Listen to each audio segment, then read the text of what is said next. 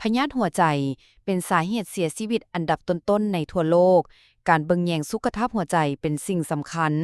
การป้องกันพยาธิหัวใจตั้งแต่เนิ่นๆ จะช่วยให้ทานมีสุขภาพดี และอายุยืนยาว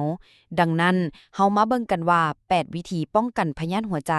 ที่สามารถเฮ็ดได้ง่ายๆ ในชีวิตประจำวันมีหยังแด 1. ควบคุมอาหารเพื่อสุขภาพหัวใจลดอาหารไขมันสูง หลีกเลี่ยงไขมันอิ่มตัว และไขมันทรานส์เช่นสิ้นแดง อาหารทอด และเนยแข็ง เพราะไขมันเหล่านี้จะสะสมในหลอดเลือดเฮ็ดให้หลอดเลือดตีบ เพิ่มผักหมักไหม้ผักและหมักไหม้ช่วยลดคอเลสเตอรอลและลดความเสี่ยงพยาธิหัวใจ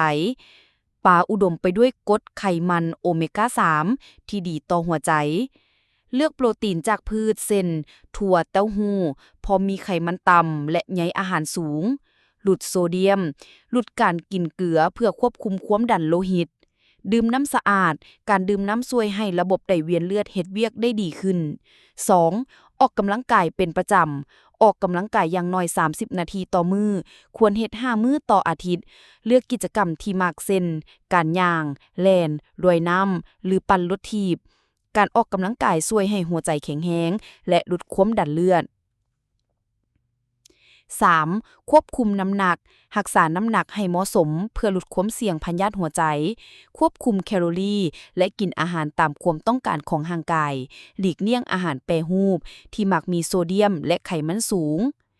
4. หยุดสูบยา อย่าสูบทำให้หัวใจและเพิ่มความดันเลือด หยุดสูบยาทุกประเภท รวมถึงยาสูบไฟฟ้า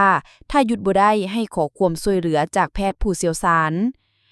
5. ควบคุมความดันเลือด กวดความดันเลือดเป็นประจำ กินยาตามคำแนะนำของแพทย์ ถ้ามีความดันเลือดสูง ปรับพฤติกรรมเช่นลดการกินโซเดียม ออกกำลังกายและลดความเครียด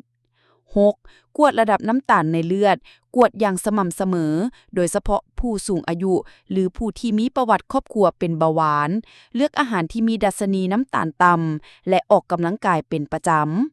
7. ลดความเครียด ฝึกผ่อนคลายเช่นการเฮ็ดสมาธิ โยคะ หรือการฟังเพลง นอนหลับให้เพียงพอและจัดเวลาพักผ่อนให้เหมาะสม เฮ็ดในสิ่งที่มักเพื่อเพิ่มความสุข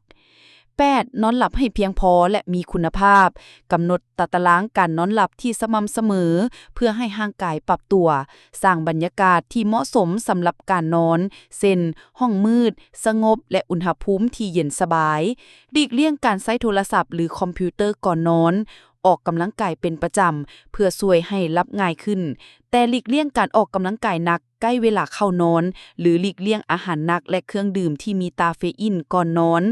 สร้างกิจวัตรก่อนนอนเช่นอ่านหนังสือ ฟังเพลง หรืออาบน้ำอุ่นเพื่อลดความเครียด